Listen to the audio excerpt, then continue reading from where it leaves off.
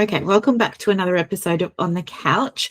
My name's Dr. Brooklyn Storme, and I'm here today with Dr. Gaye Cameron. Welcome, Gaye. Thank you so much for being here. Thank you for inviting me, and I'm looking forward to this.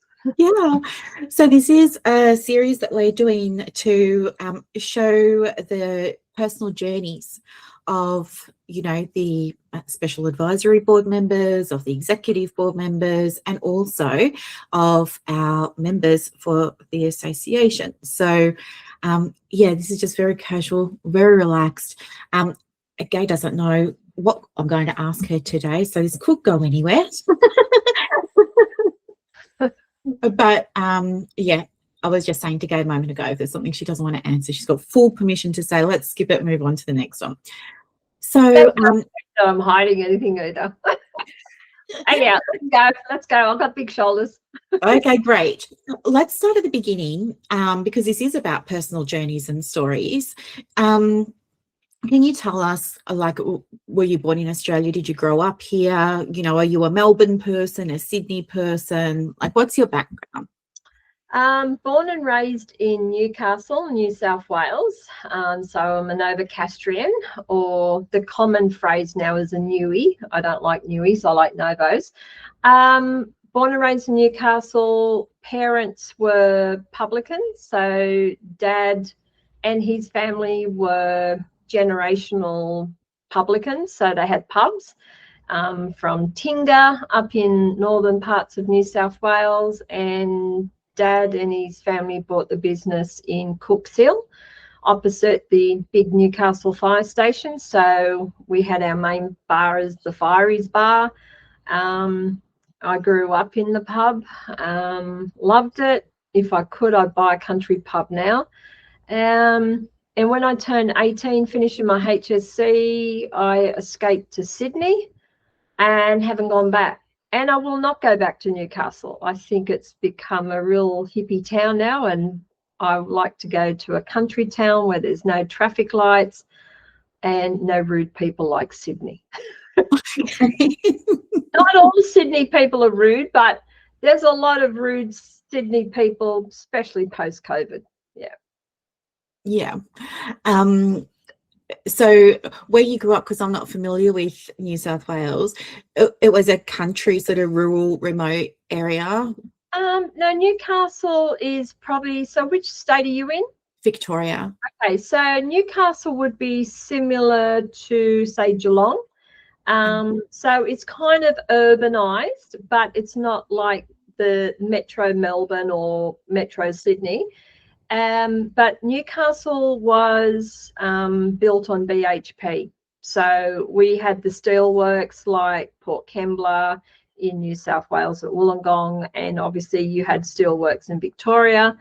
And very much, I remember Derby Street, which is a big street in Newcastle, that was the wool sheds. So the old colloquial term, Australia grew up on the sheep's back. Newcastle was really the sheep's back, as in it exported wool in the wool stores in Derby Street, and obviously the coal mines in Newcastle. Newcastle Hunter coal, black coal, is the best in the world, hence why we ship a lot of it overseas. So the port of Newcastle is the deepest out of Sydney, and it's got beautiful parts like Nelson's Bay and all the bays, which a lot of people know, Nelson Bay and Tanilba Bay from Melbourne even. So it's a really like low, moderate sort of metro sort of town. It got rid of its heavy rail right up to the port, and it's now got a light rail, which has ruined the main street of Hunter Street. Each time I go back there now, I just go, oh, it's ruined its aesthetics. It's really trying to become a hippie town now, like real metro hippie, and I don't like it. So as I said, I love to go back to a country town like around Armidale, Northern Tablelands, where it's beautiful, people are nice, no traffic lights. Yeah. And you said that when you were 18, you escaped there and you went to Sydney. Yeah, I went and worked with New South Wales Police, and that was probably my first career working with the New South Wales Police Force at the time. It went from force to service, back and forth. And that probably started my journey in Sydney and where I am today. 3 years with law enforcement. Then I worked for local government for a few years, worked with the Sheriff's Department. So it was all around that law enforcement sort of area. I also was a volunteer with the New South Wales State Emergency Service, the Orange people, or the Oompa Loompas, or the Jaffas, as some people call us. So I was in the SES for 14 years as a volunteer, and I was local area commander for the city of Randwick for a number of years. And that's probably where I'd probably colloquially started my mental health journey, working in the emergency services, seeing people in desperate times. So during my time with SES, I experienced natural disasters, Grafton floods, 1994 Sydney bushfires, where a number of people died, even in my own backyard here in Sutherland Shire, where I live, Como Janelli, helping people be airlifted from Bundina Beach in a helicopter. So I did air search training, flying in light planes, looking for planes that have crashed. So I've had a huge experience seeing the best in people and the worst in people. And also the big 1999 Sydney hailstorm, which was the largest storm in Australia's record, that just smashed probably most of Metro Sydney and eastern suburbs. And yeah, that was a logistic nightmare. How do you get shipping containers of sandbags? How do you get shipping containers of tarpaulins? So yeah, so I got mixed up with disaster management. I was on local, state disaster management planning committees, district planning committees. Yeah, went down to EMA at Mount Macedon, so I know the Victorian hinterlands pretty well. That was the old Emergency Management Australia's college. Yeah, so that ceased around 2001, and I've been working. I was working at the University of New South Wales for about 7 years as their emergency risk manager, looking after the whole of campus. 40,000 students, 156 buildings. Yeah, that was just, a walk in the park. Loved that. I'd go back to the uni any day. Uni life is the best life, as I would say. When I was working at uni, I was heavily encouraged for self-education. The working for a university, they promote staff to seek out, learn, encourage you. So I did an undergrad and a postgrad while I was working there, and then I got tapped on the shoulder for a massive redundancy, which was the big turning point in my life, in 2006, where I had 18 years of public service up my sleeve, and that was a nice little payout. And I had 6 months off work completely, and that was just to reset my life, as in, what do I want to do? And I didn't want to be doing a lot of heavy lifting. I dabbled in risk management a bit, so I was working for some big tier 1 companies like John Holland Lendlease, Lang O'Rourke, Con-A Elevators, Goldwyn Wind Farms, doing heavy construction risk management. So I know all the wind farms down in Victoria, Tasmania, New South Wales. Worked on the Northwest Rail project in New South Wales, helping the project manager doing all the installations of escalators and lifts for Con-A. But during that time with risk management and construction, I saw very much firsthand bullying, intimidation, bastardization of employees on the workforce, and I saw how it personally affected people, construction employees suiciding, families being affected by alcohol and drug dependency of their workers. And I just thought, not enough's been done for people. And it really hit me hard that a lot of people are treated as a number. And I thought, nah, humanity has lost its human touch. So hence why my journey then started with mental health. Started off with the diploma in counselling with ACAP, Australian College of Applied Psychology then it was. It's now Applied Professions. And yeah, so that's probably where I started. And I've done undergrad, postgrads, I've done bachelor's of social work, masters of counselling psychotherapy.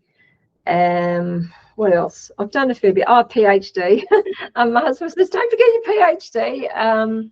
And that was based on psychology, human behaviour and management, and cognitive distortions with management decision, because managers just don't really care about people, unfortunately. Hence why the mental health industry is in crisis.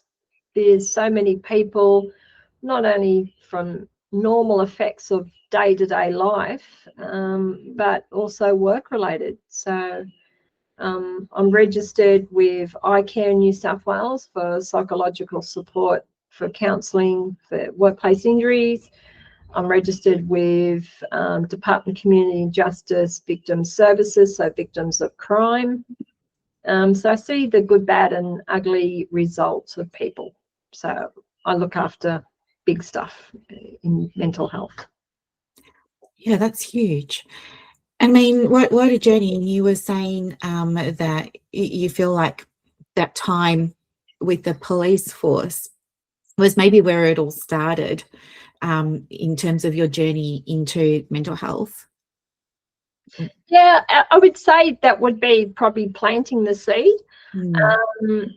But more than anything, it would have been my time with the SES, like doing disaster management, seeing the effects on the communities, the people, individuals, children, you know, when your house is totally destroyed by floods, fires or whatever, and the lack of real support that people don't get. There's a lot of makeup in media that, you know, says, oh, the government's doing this, but that's all BS as far as I'm concerned. And nothing has really changed today. They just jazz it up a bit more of glossy magazines and brochures. And my heart goes out to, in New South Wales, we've got an area called Lismore, which is in the northern tablelands, the northern rivers. Yeah, it's a prominent area for floods, but in recent years, in the last few years, they had a significant major flood. There was no proper warning. The government seems to sweep everything under the mat. And even emotionally today, I'm still in touch with some of my peers who are in the SES, and no real support for community. So So us people who help people in times of need and support them, we're never going to be out of a job, unfortunately. Yeah. Do you think that mental health professionals are supported well in Australia by management? Depends who you work for. It's like I've been, you know, in my 35 years of working in that, I've worked in government, all tiers, federal, state, local, and I've worked for non-for-profits and in private enterprise. And I think the only real organisations that actually care for people, their employees, is the NGOs, the non-government organisations, and the non-for-profits. Unfortunately, it will be a unicorn if you find a manager who actually cares for their staff and you authentically see it. They might spin it, but you don't actually see it. Why do you think that is? Like, do you think it's because there's not uptake from employees, or is it because the management don't actually roll out the programs, or they just say, you know, oh, we have an EAP, but don't tell anybody how to use it? Like, yeah, look, that's a pretty good question, Brooklyn. How can I answer it politically? oh Nice. yeah, I don't want you like saying anything you don't Yeah, want to say. I think like when I did my MBA, I learned a business rule, and it's the 3 Ps. Okay, so you've got planet, care for the planet, you've got care for people, but you've got to care for the profits. Profit. Okay, so my mentality from this end of the spectrum is seeing people, profits come before people, before the planet, or people and planet is switched around. Like, you know, governments and organizations are trying to get their green ticks to look environmentally sustainable. They're trying to make it all look fantastic. You know, we're ticking all these boxes, carbon emissions. At the end of the day, it's the soldiers, the people who are keeping businesses afloat. People put in the extra hours before work, after work, don't get recognized for it. They have burnout, and management expect more and more and more. At the end of the day, I always say to managers and supervisors, would you treat your own child this way as an employee? Right? People have forgot the human touch, the human need.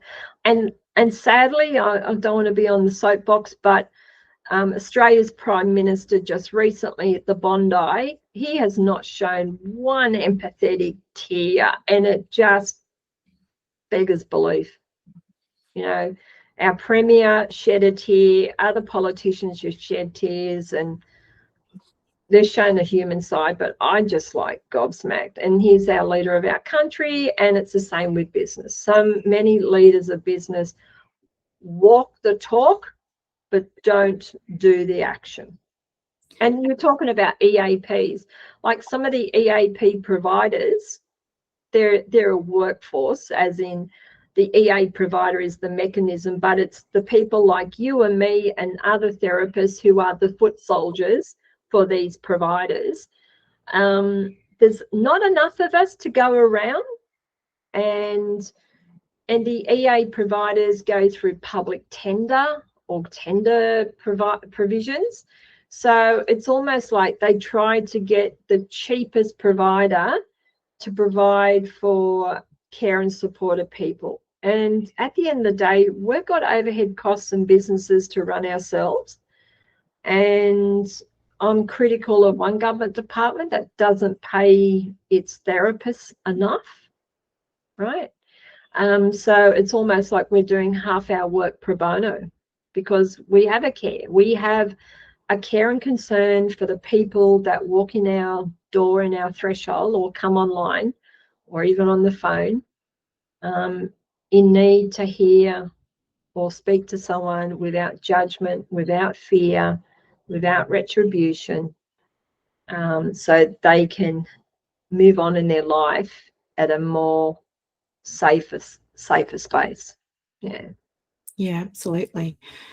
And you know, burnout comes up a lot in our profession. You know, lots of our supervisees talk to us about burnout, and we help them with that.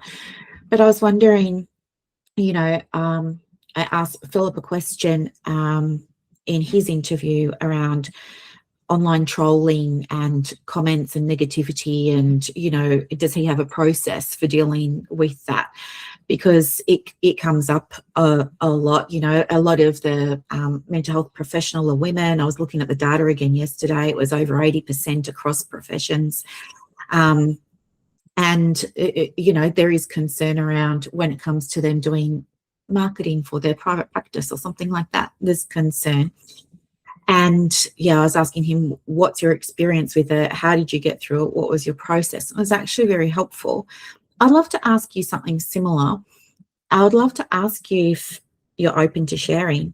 When it comes to things like burnout or getting tired or anything like that, was there ever a time with all of the heavy work that you've done over your career in emergency services, SES, police, like everything, the university work, was there ever a time, Gaye, where you felt like maybe you were on the edge of burnout, or you felt it was approaching, and how did you get through it? Like, how did you deal with it? I can absolutely remember the day my husband grabbed me and he said, "No more."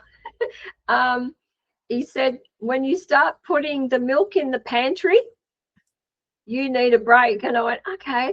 It was during the 1999 Sydney hailstone storm in Sydney. I was working at the time for Randwick Council. All right, so Randwick Council knew I was the local area commander for a volunteer group for the city of Randwick in the SES, and they could see I was going to need time, full time for SES, and I'm very much gratitude for the council then paid me while I was still doing volunteer work for about 3 months. It was during that time I personally witnessed and I personally endured bastardisation from government.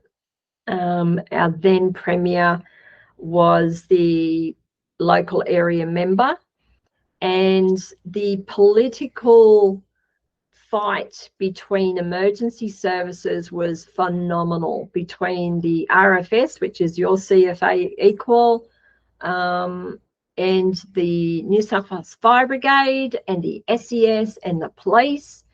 I've never witnessed anything like it. It was like ego central. Who's got the biggest ego? And because, one, I got boobies, I'm a woman, right? I faced sexism, I faced discrimination, but I've got a little tiger in me, but some people call it a blue heeler. I like to nip at ankles, and I just kept going in, and I said, hey, no one treats me like this. No one's going to treat me. I've been on the ground helping the people, helping my volunteers.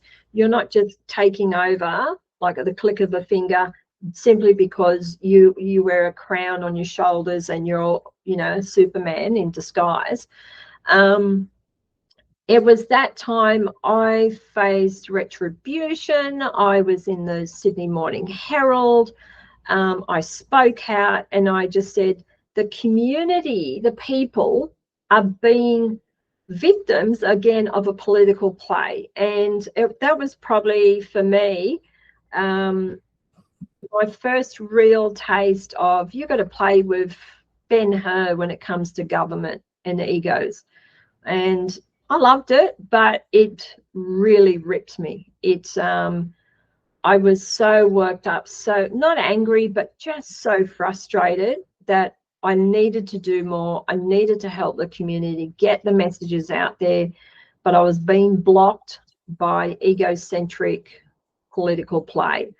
And my husband just said, you've got to stop. You've got to just take a step back, get re-energized, go out into your vegetable garden. I'm a green thumb, so I love gardening. He said, get out there, get some space, go for a walk, go down to the beach, go for a swim, which I did. I took his advice. He took a phone away from me. We had bricks those days, the old Nokias. And that was probably the first time I have personally experienced burnout, right? And yeah, so I always tell my friends or peers, hey, I've experienced burnout and it doesn't feel good. And you're lethargic, you're tired, you've got no energy. But it took about a week and a half for me to pick myself up. And then I was fresh, and then I went in for the fight and I got my seat back and I was happy. But yeah, no, it was interesting to the mechanisms of bastardization. I should write a paper on that one, but anyhow. That's a good title for it, the mechanisms of bastardization.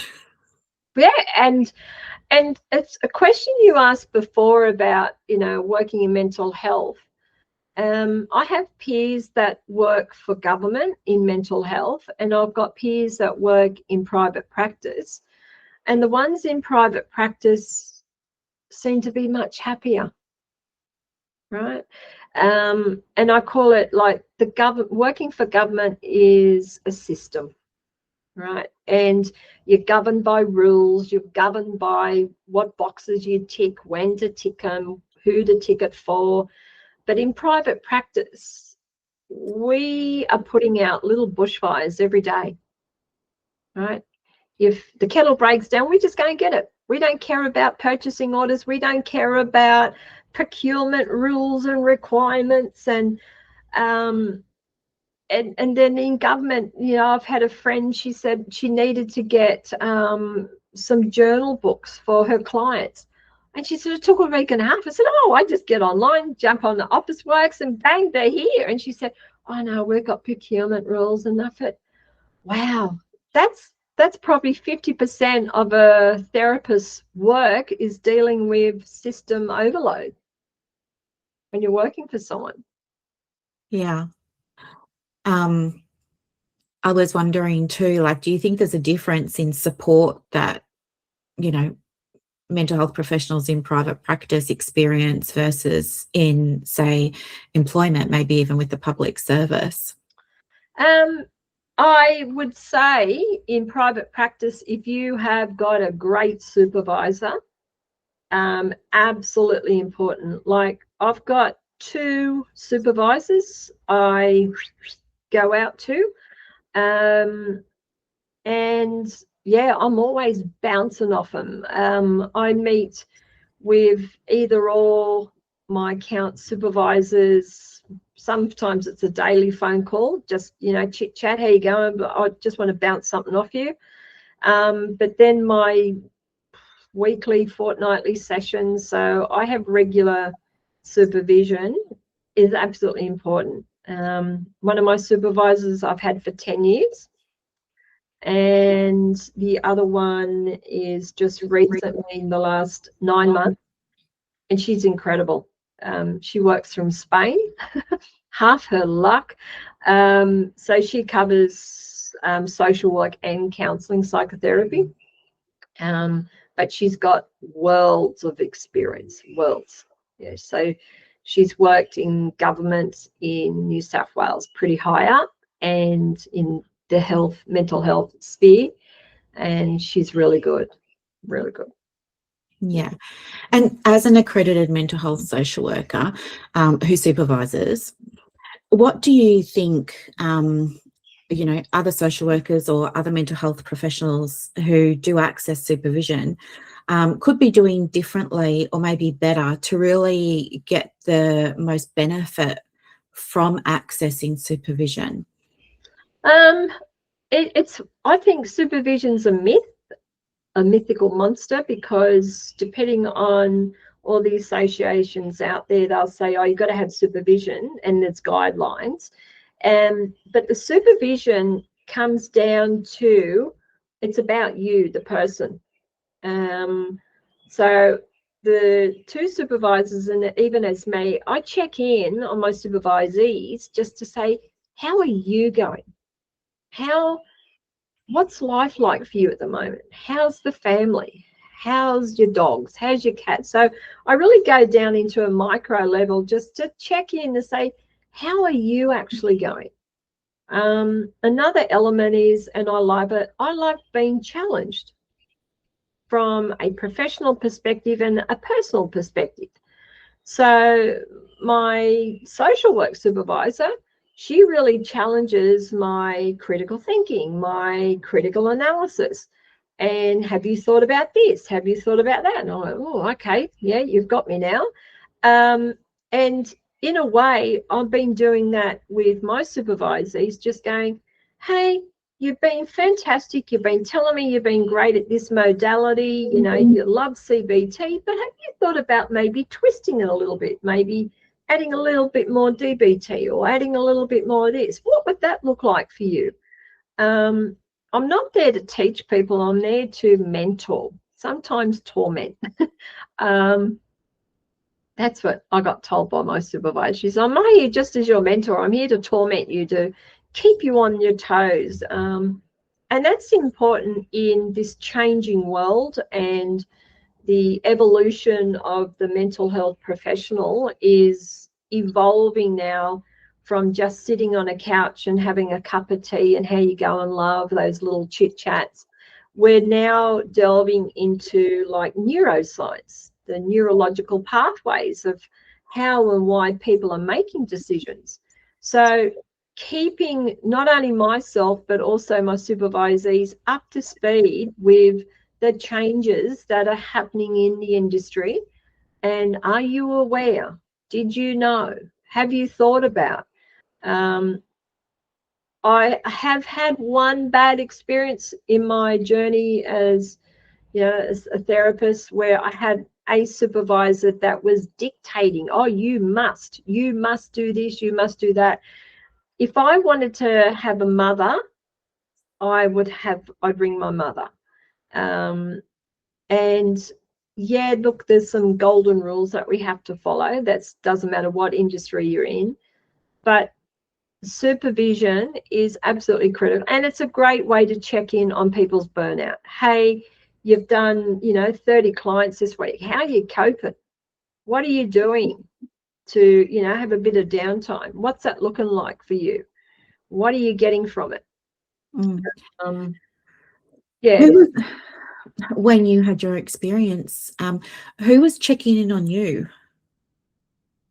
I mean, not a name, obviously, but I mean, did you have a role? Was there somebody that was meant to be supporting you? Was a position that was meant to be supporting you, and it didn't happen, or it didn't happen well, or didn't happen? No.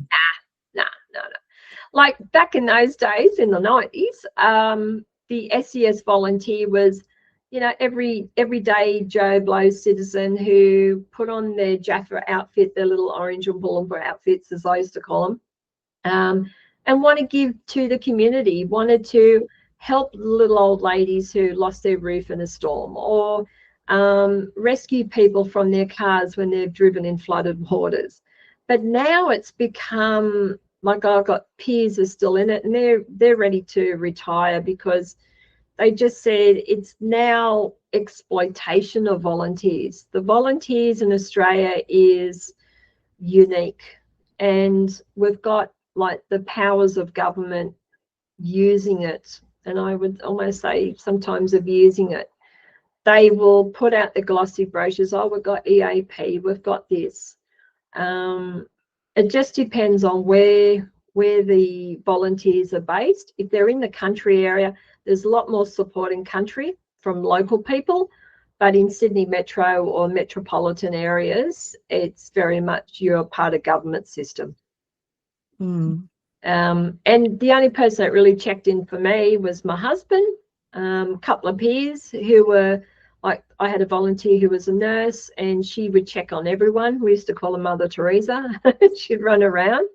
But yeah, we were almost left to our own devices. We knew if we needed to speak to someone, we could ring up a chaplain and that. But yeah, I mean, it's improved now. Like SES and all the emergency services have got EAP, but EAP has restrictions. Or you can only have it for 3 sessions, or you can only have it for 6 sessions. If you need more, we can get permission. But yeah, I think it should be an open door. If your employee is in need of mental health support, leave the door open. They're going to be more productive at work getting support without you intimidating them and saying, no, you can't have any more sessions. Okay. So just kind of changing tack a little bit now. Tell us, Gaye, about who are you admiring or looking up to in mental health at the moment? What work are you loving? Yeah, I've got one mentor in life I gained from my last when I did my master's in psychotherapy. That's Dr. Peter Richard Herbert. He's in Bowral in the beautiful highlands of New South Wales. He's an amazing lecturer from uni. He was originally from the UK. He's got a bit of a Cockney accent, very cheeky, but his worldly experience and great knowledge, like I'd love to do a lobotomy on him. His brain is just saturated with so much information. He really did mentor me, and I still send him an email, send him a text, and keep in chit chat. And yeah, he's got a world of experience and knowledge, and I appreciate that. And he keeps me intact sometimes. And I've got another mentor that I had from previous life as well, another elderly gentleman. I think respecting the elderly, they've got worlds of experience and knowledge. I keep in touch with him occasionally, the odd Christmas email. How's life been? He was a business manager for risk and insurance, and he just keeps me in touch about, you know, processes and how to keep in touch with, you know, society, and how to keep in touch with government. And, you know, because sometimes I call a spade a shovel and he keeps me just call a spade, okay? I can sometimes be out there, but that's that blue healer in me. I think I just, if I go in for something, I'll go hard. Yeah. Okay, so they're two of the people that you're admiring and are having an influence and have had an influence on how you work. Yeah. I've also got what do you call it?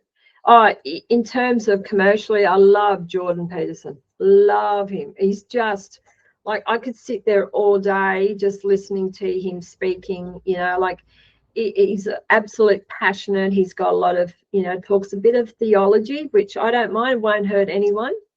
Yeah, he's just got this passion about him, and yeah, I look up to him. And I also look up to Basil van der Kolk. I've met him. I met him this year. I had a photo with him. I was privileged. I got a rare invite to a free seminar put on by the New South Wales Health Department about trauma victims and refugees. And I thought it was going to be Basil on a video. And when we walked in, it was Basil. Oh, I was like starstruck.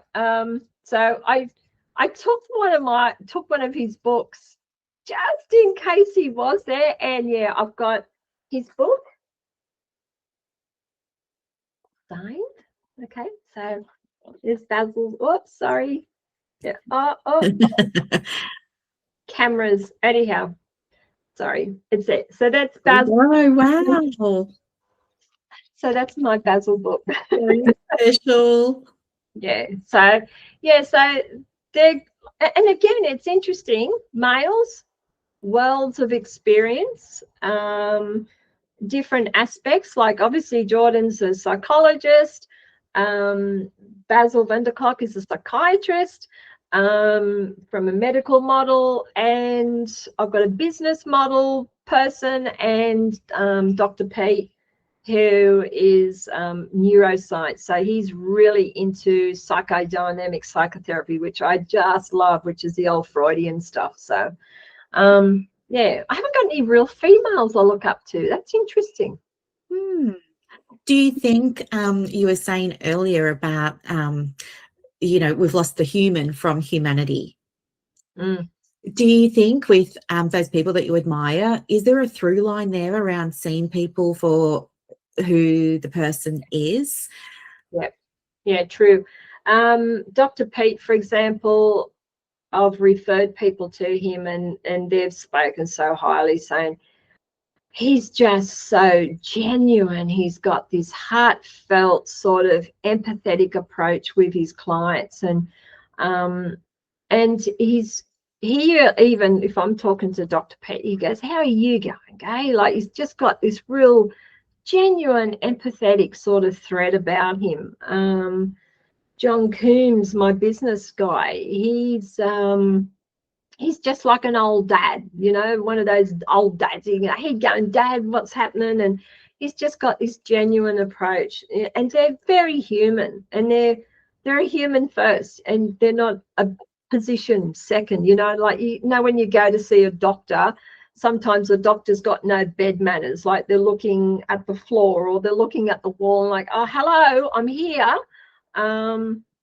So it's interesting that you've asked that question, and I applaud anyone, please be genuine, be real, be a human first. People make connections to humans, they don't make connections to process. And it's true, I think, even for yourself, you're probably thinking now about a doctor or someone in the profession that you go, yeah, I remember that person, they were genuine. You made that human connection straight away. And sadly, in this world, we are losing that human connection. People, particularly post-COVID, I've definitely noticed that people want things in demand. They want it now. They don't care the cost of, you know, getting something. I want it now. Like, you go in the shops now, like the Christmas time, and it's mad. And I was in a queue even yesterday, and like the queue, there was 2 queues, and it was a kaleidoscope, as I call it. And one lady said, oh, no, you go first. I said, we're all going to the same destination. We're all going to the checkouts. Doesn't matter if it's another 2 minutes. I don't care. We're all going. If anyone wants to get in front of me, get 6 of you, get in front of me. And one woman said, can I get in front of you? I said, go for it. Knock your socks off. We're all going to the same destination. And people forget that. That at the end of the day, we just want to go home. We want to put our feet up on our lounge. We want to be with our family. We want to be with our pets. Doesn't matter how you get there. Your journey and your destination is the same for everyone. But post-COVID, people are rude. They're obnoxious. And sadly, we see road rage, car rage, stabbings, muggings. Like, poor Victorians, I feel so sorry for you guys. I think you're still coming out of your 12 months in lockdown. Yeah, there's definitely still trauma, but, you know, we're not allowed to talk about it. Oh, no, can't mention the war. No. Okay. Just as we're sort of starting to wrap up now, because Gaye has an appointment with a client, so I'm going to be respectful of her time. Looking back on your journey, if your journey was a book or a movie, what would the title be? Which Way at the Y Intersection. Ooh.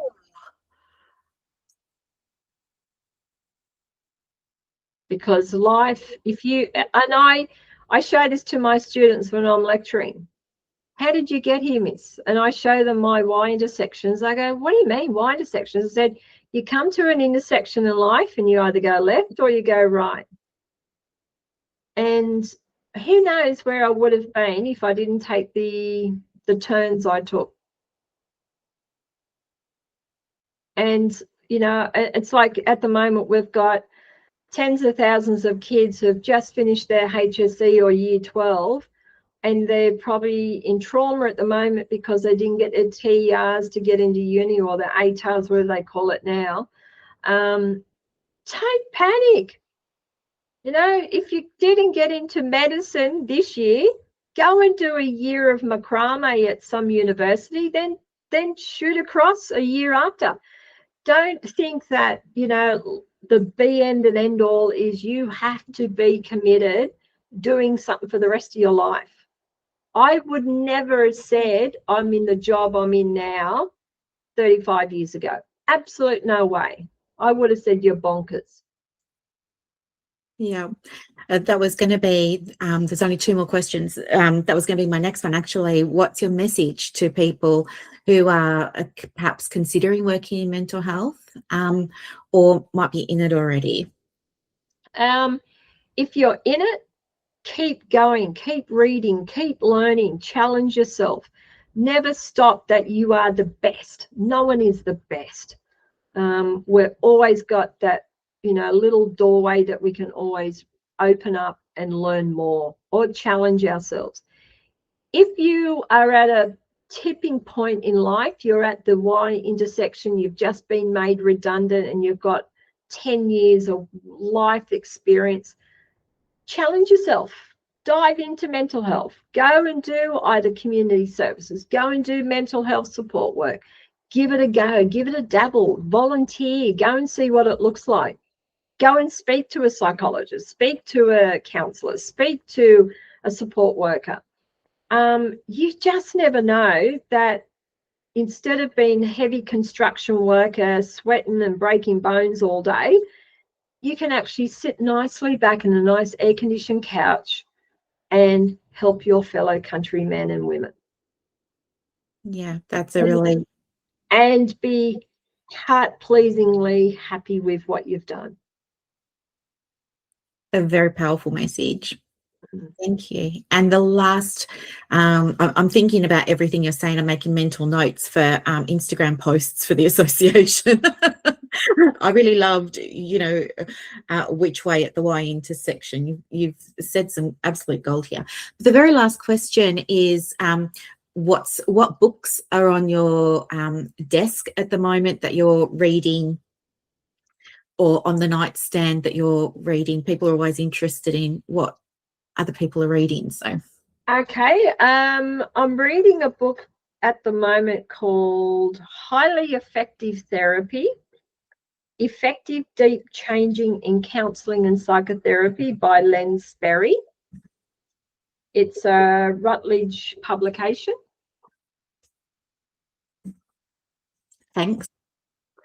And I am also rebrushing up on Cozzolino, Cozzolino's Neuroscience of Psychotherapy, which goes into looking at the neural pathways and looking at Russell Mears and John Hobson's psychodynamic psychotherapy model, looking at ways of getting in. I call it the sneaky way of getting in someone's problem. You go around the back door and then you come and say, oh, surprise, I've got you now, because you get those clients who avoid answering questions. So you just sneak around the back door. So Cozzolino has written a really good publication on that one. And what's the other one? Because I deal with couples, one of my favorite books is this one. Okay. Yeah. The 7 Principles of Making Marriage Work. It's Gottman. I'm not a fan of Gottman theory, but I like some of the stuff that Gottman, Mr. and Mrs. Gottman, have done in the couple sphere, because it's this time of year where we get peak season. Unfortunately, you know, you have the Christmas fight over the Christmas pudding. Johnny, mother-in-laws and father-in-laws turn up, and then we have disputes. The next minute, January, February, our bookings go through the roof. Yes, that's so true. Unfortunately. So I want to say thank you so much for your time today, and also congratulations on your, you know, achieving finalist for the Australian Association of Social Worker of the Year for 2025. Huge achievement. Congratulations. Yeah, that was a surprise, and I still do not know who nominated me. Well, there you go. I've got a suspicion, but she denies it, but I've got a suspicion. But yeah, no, it was like, I'm stoked. Yeah, so it's good that, and look, hey, people, you can get recognized, right? And I've even been nominated in recent years. I think it's 23 Sutherland Shire Community Service Award for outstanding support. So I do a lot of advocacy work for local area mental health. So yeah, get out there, get your names out there, people. Don't be afraid to even write a letter to the editor about a mental health issue. you know, self-promotion is the best promotion. Thank you so much for your time today. I will let you go. You've got like 5 minutes to. That's all right. I'm prepped. I'm ready to go. Okay, well, thank you so much. Thanks, Gaye. Bye. Brooklyn, bye.